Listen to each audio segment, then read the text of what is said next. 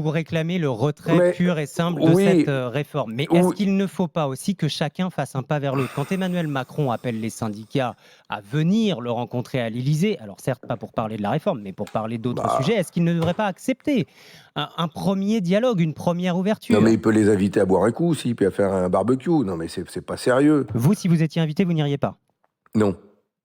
Non, je vous parle franchement.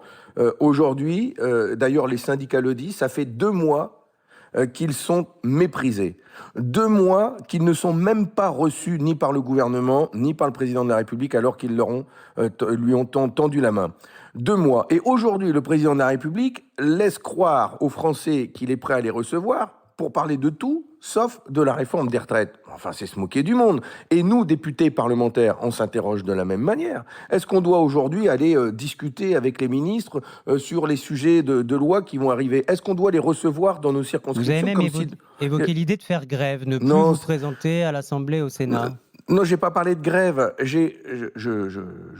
Nous devons réfléchir ensemble, sénateurs, députés communistes, et nous allons nous poser la question sur la manière dont nous, à notre manière, nous montrons que nous sommes dans une situation de blocage de la part du gouvernement, et nous disons que il nous paraît compliqué de continuer à travailler comme si de rien n'était, Parce que, comme si rien ne s'était passé. Et en donc, attendant, comment on traduit ça? Ben, écoutez, on va en parler. Mais par exemple, on ne peut pas recevoir un ministre dans sa circonscription comme s'il n'y avait pas l'usage du 49.3, comme s'il n'y avait pas un blocage de leur et on ne peut part. pas recevoir Charles III non plus dans un pays qui devrait pouvoir assurer sa sécurité. On reçoit des leçons de morale de l'Iran ce matin. On a un président hué au Stade de France à la 49e minute et 3 secondes.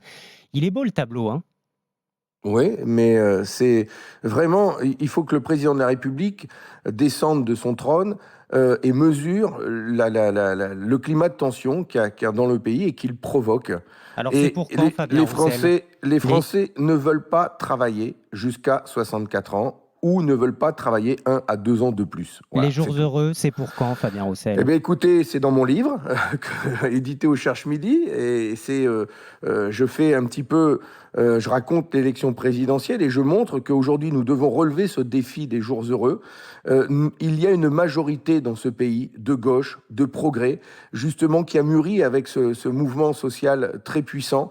Nous sommes prêts à gouverner et nous le ferons en accord, en cohésion avec les organisations syndicales, avec le monde du travail. Nous respectons la démocratie sociale sur laquelle le président de la République s'assit.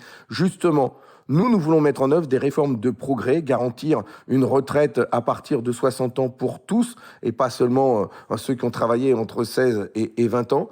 Et nous disons qu'elle est finançable, notamment en mettant toutes nos richesses à contribution, et Les, pas en demandant à tout le monde de travailler 2 ans de plus. les jours heureux sont devant nous. C'est aux éditions du Cherche Midi, votre livre qui vient de paraître, Fabien Roussel, secrétaire national du Parti communiste français. Merci d'avoir été avec nous sur Merci à vous. RMC.